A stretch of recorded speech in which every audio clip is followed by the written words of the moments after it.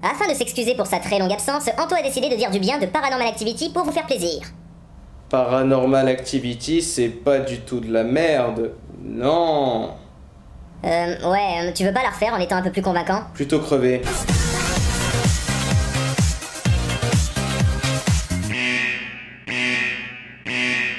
Détecteur, c'est pas drôle. Oh ça va, on peut plus plaisanter.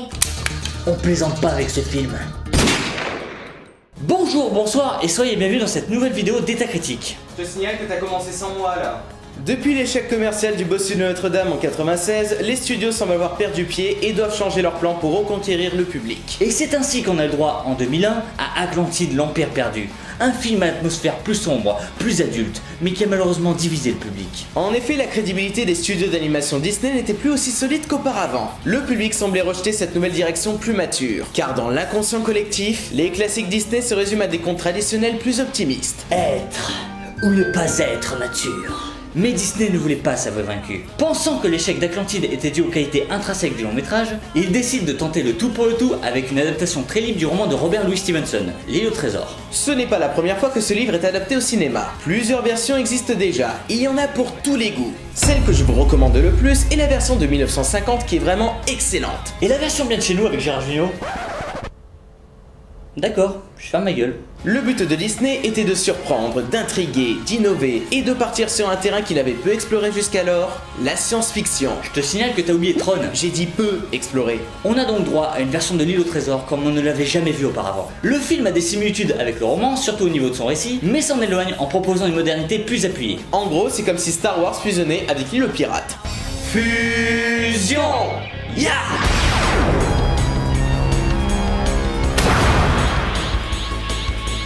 En 2002 sort donc La planète au trésor. Réalisé par Ron Clements et John Musker, qui s'était déjà illustré avec Basile détective privé, La petite sirène, Aladdin et Hercule. Au casting vocal, on peut retrouver David Hallyday.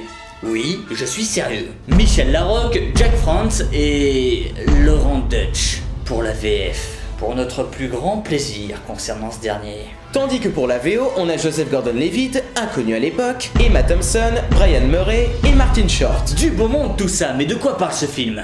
C'est l'histoire de Jim Hawkins, un jeune homme avide de sensations fortes, qui va découvrir une carte qui mène au trésor de 1000 univers. Avec l'aide du docteur Doppler, ils vont monter une expédition pour retrouver la planète en question. La planète au trésor.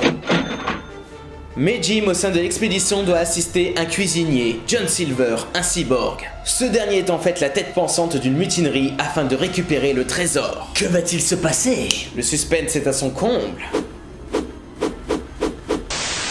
Commençons déjà par l'aspect le plus frappant de ce long métrage, le visuel. C'est un habile mélange d'animation 2D 3D qui permet de nous plonger encore plus dans le feu de l'action. Ce système permet une immersion plus efficace lors des passages plus dynamiques, comme lorsque Jim fait du surf. La sensation de vitesse est vraiment présente, grâce à l'arrière-plan en 3D. Waouh, ça décoiffe!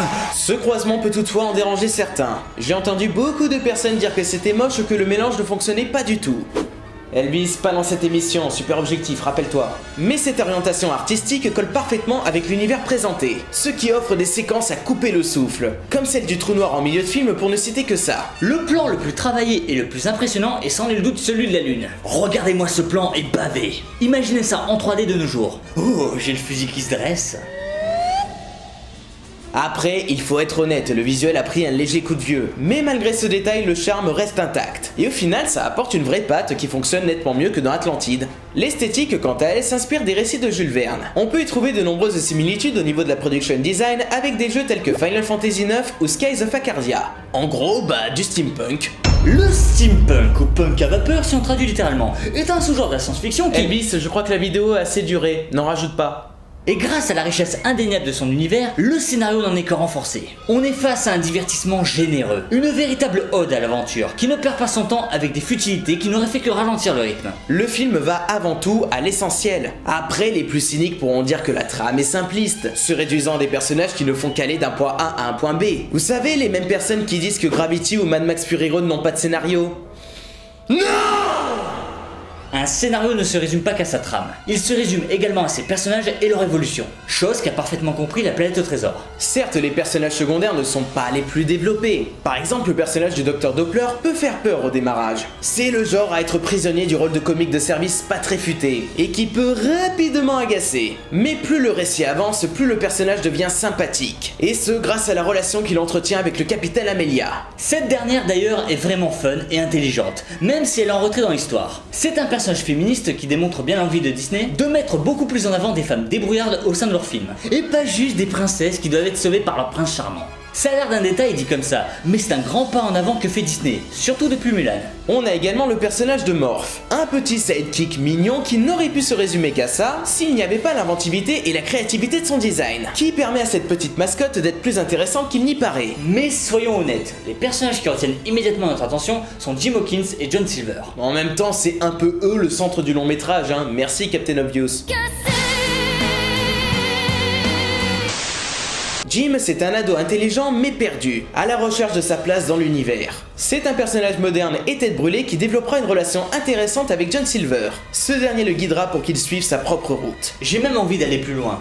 Et si Jim Hawkins, c'était tout simplement Disney ? Au moment de la sortie du long métrage, le studio peine à s'imposer dans ce nouveau millénaire. Dinosaures, Cusco, Atlantide, Lilo et Stitch, ce sont tous des longs métrages très différents. On peut y voir une véritable recherche de soi de la part de Disney. Et La Planète au Trésor est sans nul doute la matérialisation de cette quête identitaire. Ouais, enfin quand tu vois les films qui ont suivi, je pense que le studio ne s'était pas encore trouvé. Et là, c'est la douche froide. Le thème de l'adolescence est au cœur de ce long métrage. Alors attention, je ne parle pas d'une petite capricieuse qui fait chier son monde juste pour pouvoir coucher avec son beau prince. N'est-ce pas la petite sirène ? Elvis, t'es au courant que ce sont les mêmes réalisateurs ? Comme quoi, c'est bien la preuve qu'ils ont pris la maturité entre temps. Car dans ce film, il est question de réelle découverte de soi. Jim Hawkins tente durant tout le film de trouver sa place dans cet univers qui n'a rien à lui offrir, jusqu'à ce qu'il croise la route de John Silver qui va donner un sens à sa vie. Dans ma critique des Sentiers de la Perdition, je disais que les relations père-enfant n'étaient que trop peu exploitées au cinéma. Et La Planète au Trésor, il faut une contrebalance monumentale. Bien que Silver soit plus un père spirituel pour Jim, il reste néanmoins une véritable figure paternelle brillamment exploitée, et ce, avec une grande justesse. Tandis que Silver se voit en Jim tel qu'il était avant. Il revoit sa jeunesse en lui, car désormais c'est un adulte qui a fait des sacrifices pour arriver à ses fins. La chanson présentée en milieu de film résume parfaitement la complexité de leur relation. Elle possède des paroles lourdes de sens et parfaitement en accord avec la psychologie des personnages.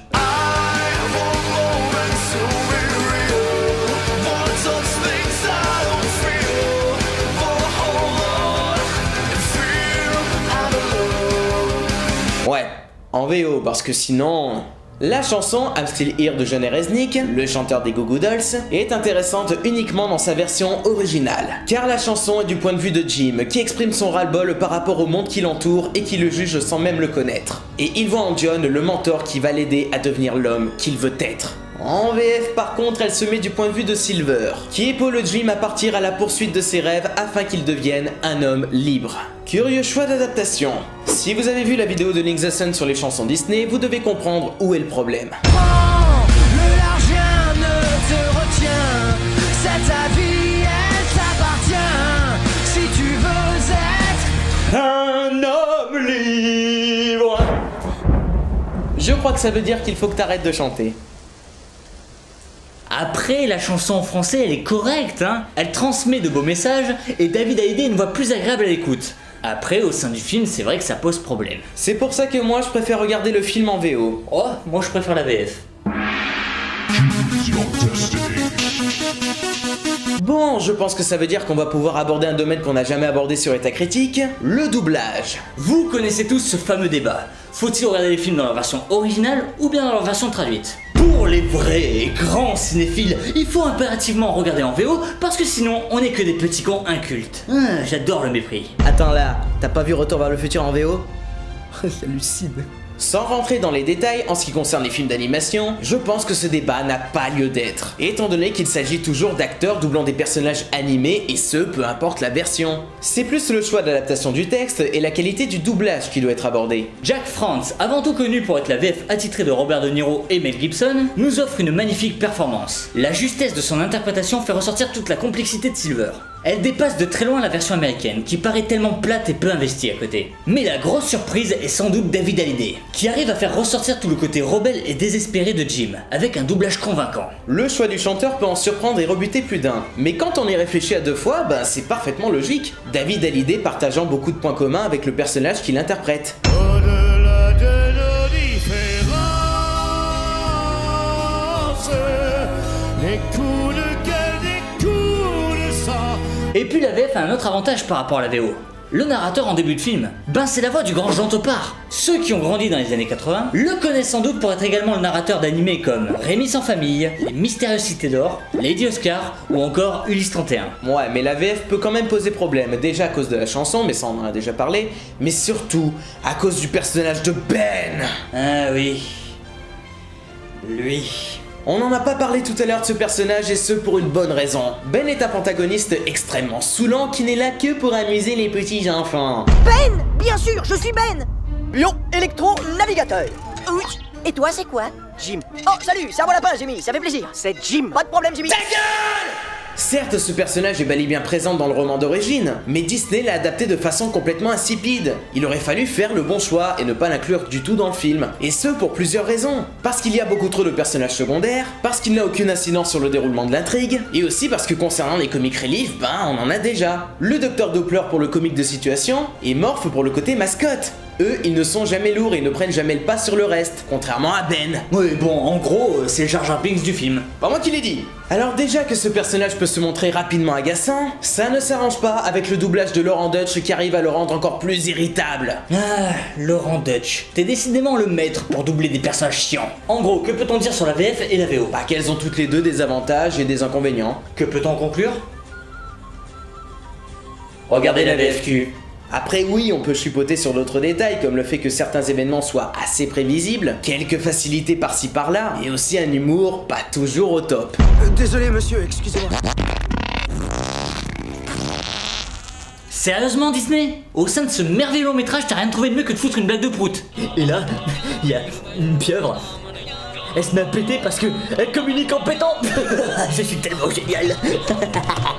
En conclusion, La Planète au Trésor est un excellent film qui incite au voyage. C'est Atlantide mais en 10 fois mieux, plus abouti et plus maîtrisé. Le côté aventure est bien traité et renforcé par l'aspect SF. C'est mon Disney préféré. Copieur. Mais au fait, j'imagine, avec les qualités indéniables de ce long métrage, il a dû cartonner et marquer les esprits, non? Je vous dis bye bye, allez au cinéma et à la prochaine. Non mais sérieusement Anto, t'as pas répondu à ma question, il a marché ou pas? Anto? Bon ok, il a fait un bid, et personne s'en souvient. Pour un budget de 140 millions, il en a rapporté moins de 110 millions à travers le monde. Ce qui en fait un échec commercial cuisant. Un échec qui a conduit au renvoi des deux réalisateurs. Enfin presque, vu qu'ils reviendront quelques années après pour La Princesse et la Grenouille. Mais le plus triste dans tout ça, c'est que malgré la beauté du film, tout le monde l'a quasiment oublié. La plupart des gens le définissant comme une tentative intéressante, mais quelque peu à côté de la plaque pour Disney. On aurait pu espérer qu'ils finissent par obtenir une certaine renommée malgré des recettes décevantes à l'époque. Mais non! Cette vidéo va peut-être passer inaperçue, mais on espère qu'elle touchera l'essentiel, et que si vous n'avez pas vu le film, ça vous donnera envie d'y jeter un œil. On a tous un classique Disney que l'on préfère, et ce peu importe les raisons. Et pour nous, ce sera toujours La Planète au Trésor.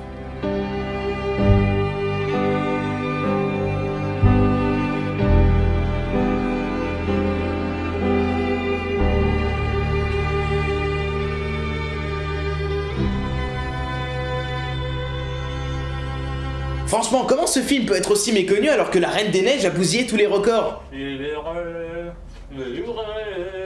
je n'en ferai plus jamais.